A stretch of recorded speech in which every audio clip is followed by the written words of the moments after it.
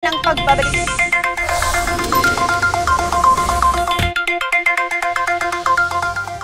Samantala, may nabisong mga umano'y smuggled na sibuyas ang Department of Agriculture sa Paco Market sa Maynila.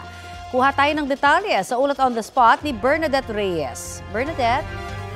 Connie, 4 na pwesto sa Paco Market sa Maynila ang hinihinalang nagbebenta ng smuggled na sibuyas.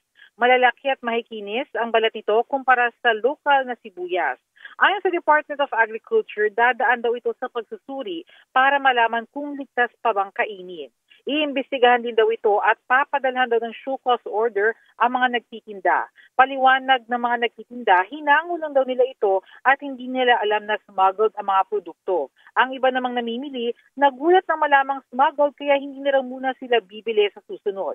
Samantala, naglalaro naman sa 380 hanggang 430 pesos ang kada kilo ng baboy sa Paco Market. Ayon sa DA, mas mababa pa raw ito kumpara sa ibang pamilihan na umaabot sa 490 pesos ang kilo ng baboy.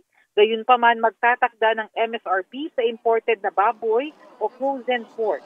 Kapag ginawa raw ito, makikita ng mga nagbebenta ng sariwang baboy na ibabari ng kanilang presyo. Pag-uusapan pa raw kung magkano ang itatakdang SRP. Connie? Maraming salamat, Bernadette Reyes.